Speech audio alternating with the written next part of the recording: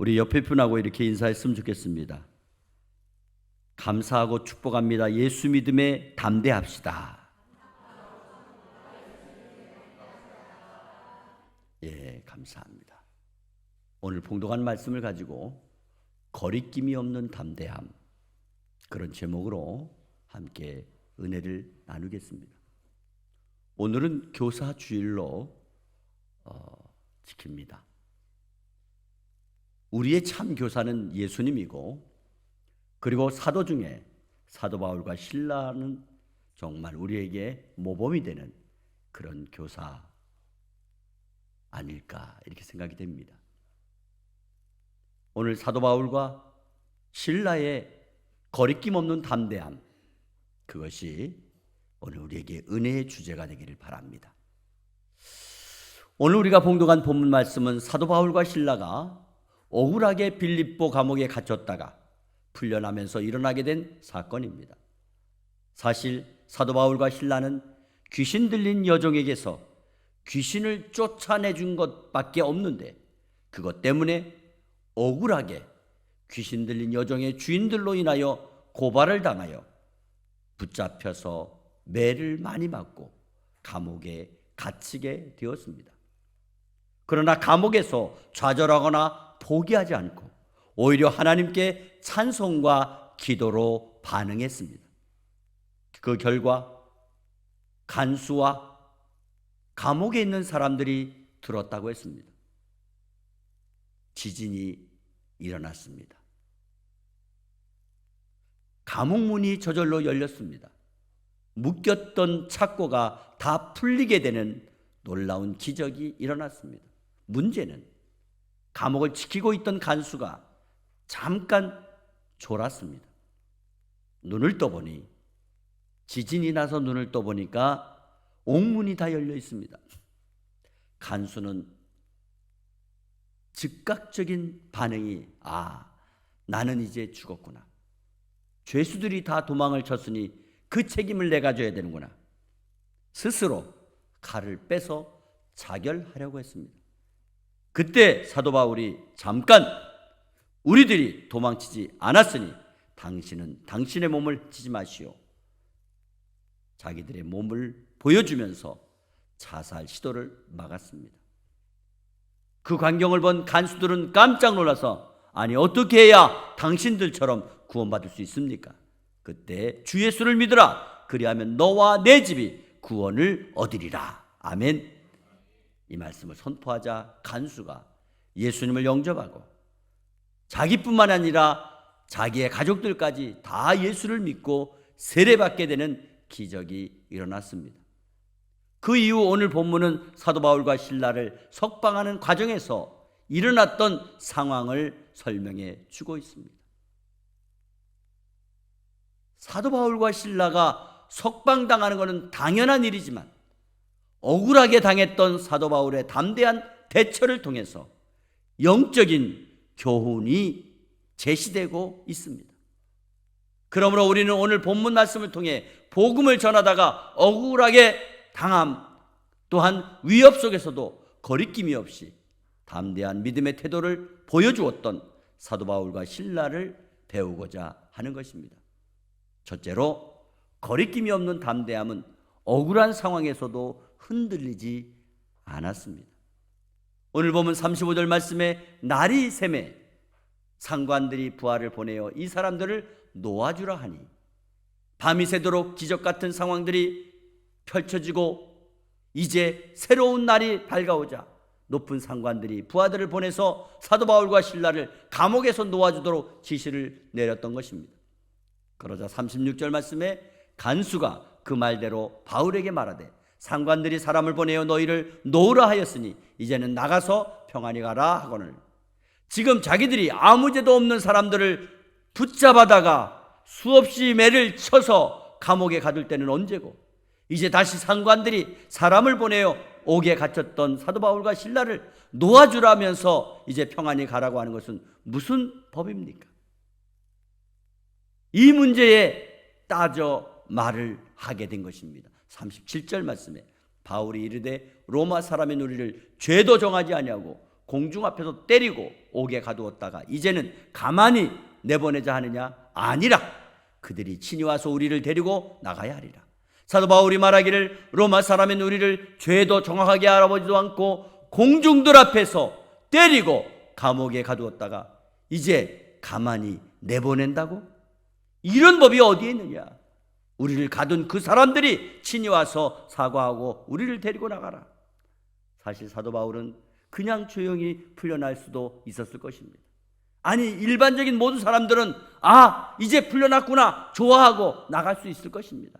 그러나 사도 바울과 실라는 당당하게 로마 시민권자로서 아무 죄도 없이 심하게 구타를 당하고 감옥에 감금까지 당한 것에 대해서 정식으로 잘못을 인정하고 책임지고 사과하도록 요구를 한 것입니다. 이러한 장면은 사도 바울이 억울한 일을 당했을 때에도 어쩌면 이보다 더 무서운 형벌을 받고도 겁내지 않고 자신의 권리를 담대하게 주장하고 있는 영적인 모습을 보여주고 있는 것입니다. 여기서 우리가 주목해야 될 것은 사도 바울이 단지 자기 개인의 명예를 회복하려고 하는 그런 것이 아니라 앞으로 교회 공동체가 복음을 전하는 일에 있어서 확실한 보호의 명분을 만들고자 한 것으로 볼 수가 있습니다. 당시 초대교회 성도들이 복음을 전하다가 얼마나 많은 피해를 당하고 억울하게 불법적인 빗박을 많이 당했기 때문에 그런 일을 당하지 않도록 하기 위해서라도 사도 바울은 자신이 당한 일을 통해 좋은 선례를 남겨주고 싶었던 것입니다. 그렇습니다. 저와 여러분도 복음을 전하려고 하다가 억울한 상황을 처하게 될 때에 무조건 참기만 하는 것이 아니라 때로는 지혜롭고 담대하게 옳은 진리를 밝혀야 할 때가 필요하다는 것을 가르쳐주고 있는 것입니다. 이러한 담대함은 나의 개인적인 권리를 주장하기 위한 것이 아니라 오직 하늘에 계신 하나님 아버지의 영광과 믿음의 교회 공동체를 위한 목적이 되어야 될 줄 믿습니다. 두 번째로 거리낌 없는 담대함은 두려움이 아닌 진리를 향한 용기입니다. 오늘 보면 38절 말씀에 부하들이 이 말을 상관들에게 보고하니 그들이 로마 사람이라 하는 말을 듣고 두려워하여. 오늘 사도 바울은 세상 사람들은 무엇을 두려워하고 있는가를 너무도 잘 알고 있었습니다. 권력을, 권세를 두려워하는 거잖아요. 부하들의 말을 전해 들은 상관들은 즉각적으로 사도 바울이 로마 사람이라고 하는 사실을 듣고 나타나는 반응이 오늘 본문에 두려워하여 이런 것. 당시 로마 시민권자는 로마법으로 정당하게 보호받을 수 있던 그런 시대였습니다. 그런 사실을 사도 바울이 잘 알고 있었기 때문에 담대하게 로마 시민임을 밝혔습니다. 당국의 상관들은 두려워하게 되었던 것입니다.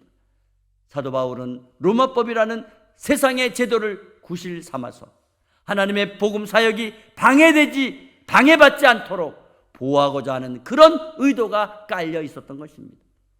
세상 권세도 하나님의 섭리 아래에 있으며 성도는 그 질서 안에서 담대하게 살아갈 수 있다는 것입니다. 그러므로 믿음의 사람들은 진리를 말할 때 두려움을 이기시고 세상을 향해 담대하게 할 말을 할 줄 아는 그런 은혜가 있기를 간절히 바랍니다. 그렇습니다. 거리낌이 없는 이 담대함은 두려움이 아닌 진리를 향한 용기라는 겁니다. 이러한 용기는 하나님께서 함께 하신다고 하는 신뢰에서 나오는 믿음의 행동이라는 사실을 분명히 알아야 합니다. 세 번째로 거리낌 없는 담대함은 끝까지 공동체를 세우는 책임감입니다.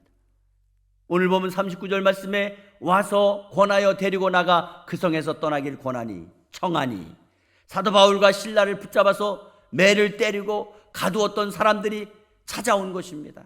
그리고 사도 바울과 실라에게 자기들의 잘못을 인정하고 사과하고 그들을 데리고 나가서 그 성에서 제발 멀리 떠나가 달라고 요청하게 된 것을 볼 수가 있습니다. 그렇게 하자 40절 말씀입니다. 두 사람이 옥에서 나와 루디아의 집에 들어가서 형제들을 만나보고 위로하고 가니라. 사도 바울과 실라가 옥에서 나왔습니다. 그리고 자주천 사업가인 루디아의 집을 찾아갔습니다. 루디아의 집은 루디아가 기도의 처소로 내놓았습니다. 다시 말하면, 오늘날로 말하면 성전으로 자기 집을 내놓았습니다. 그곳에 있는 성도들을 만나서 그들을 위로해 주었습니다. 왜? 빌립보에서 전도하다가 감옥에 들어갔던 일들이, 억울하게 들어갔던 일들이 그들에게는 얼마나 근심이 되고 두려운 일이 되겠어요. 그런데 우리가 지금 이렇게 억울한 일을 당했지만 이렇게 당당하게 나왔다고, 교회 공동체에 성도들을 위로해주고 끝까지 돌아보고 격려해 주었다는 겁니다. 사도 바울과 실라는 거리낌 없이 사명을 감당하고 담대하게 다음 사역지로 떠나게 된 것입니다. 진정한 담대함은 자기의 감정에 사로잡혀 한쪽에 치우치는 것이 아니라 믿음의 공동체를 돌아보고 살피고 마지막까지 복음 사역의 책임을 다하고 있는 모습입니다. 그렇습니다. 거리낌이 없는 담대한 사람은 주 안에서 진정한 위로자가 되어야 되며 참 격려자가 되어야 된다는 것을 사도 바울과 실라가 보여주고 있는 것입니다. 한 번은 종교개혁자 마틴 루터가 보름스라고 하는 곳에서 진행되고 있는 로마 캐톨릭 종교 회의석상에 불려왔습니다. 그 회의석상은 엄청 엄격하고 마치 죄인을 다루는 듯한 무서운 법정 같은 그런 곳입니다. 캐톨릭 신부들이 쫙 와서 있고요. 아주 웅장한 그 건물에 마치 앞에 교황이 서서 법을 집행하는 것처럼 서 있습니다. 얼마나 위축되고 겁이 나겠어요. 그들은 루터의 종교개혁 95개 조항에 대하여 당장 이 자리에서 취소하라고 강력한 압박을 가했습니다. 그때 마틴 루터는 일어났습니다. 그리고 또렷한 음성으로 이렇게 대답했습니다. 본인은 교황이나 종교회의보다 하나님을 믿는 사람입니다. 성경과 신앙 양심에 비추어서 어긋나지 않는 일이기 때문에 결코 95개 조항을 취소할 수 없습니다.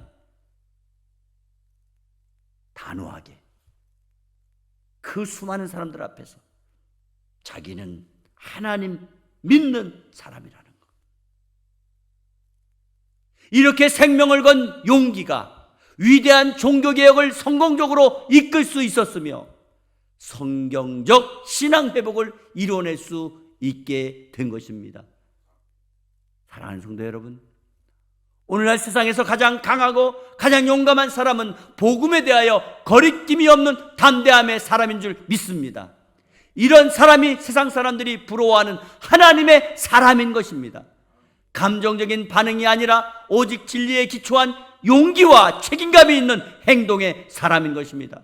오늘 사도 바울은 억울한 일을 당한 그런 가운데서도 지혜롭고 담대하게 신앙으로 대응했으며 믿음의 교회 공동체를 든든하게 세워 나가는 데 집중했던 것입니다. 오늘날도 저와 여러분은 하나님의 백성으로서 부당한 상황 속에서도 거리낌 없이 담대하게 진리와 복음을 전하고 끝까지 복음 사역의 책임을 다하는 신뢰받는 평강의 교회 성도들이 되어 다음 세대를 향한 우리의 전도가 활발하게 진행됨으로 말미암아 평강의 교회가 다음 세대의 아름다운 꽃들로 풍성하게 되는 그런 은혜가 있기를 주 예수 그리스도의 이름으로 축원합니다. 축원합니다. 거룩하신 하나님 아버지, 감사합니다. 이 땅에는 복음을 전하는 가운데 생각지 않았던 억울한 일도 많이 만날 수 있습니다. 진리를 외면하는 사탄의 방해가 있습니다. 그러나 주님, 우리가 거리낌 없는 담대함으로 복음을 선포하게 하여 주옵소서. 하나님 살아계신 증거를 나타내게 하여 주옵소서. 그리하여 아버지, 정말 우리의 삶이 이 땅에서도 하나님의 은혜로 살 뿐 아니라 영원한 생명을 보장받은 믿음의 권속들로 아버지 담대하게 하여 주시옵소서. 세상 권세와 맞싸워 아버지 꿀리지 않는 그러한 믿음이 우리에게 선포되게 하여 주시옵소서. 그리하여 우리의 믿음으로 계속 다음 세대가 이어갈 수 있도록 우리가 터전을 만들어주는 아버지 교사가 되게 하시고 선생이 되게 하여 주옵소서. 아버지 진정 마지막 때에 복음의 가치가 더욱더 빛나게 도와주시고 그 복음의 가치가 우리의 믿음을 통하여 증거되게 하여 주옵소서.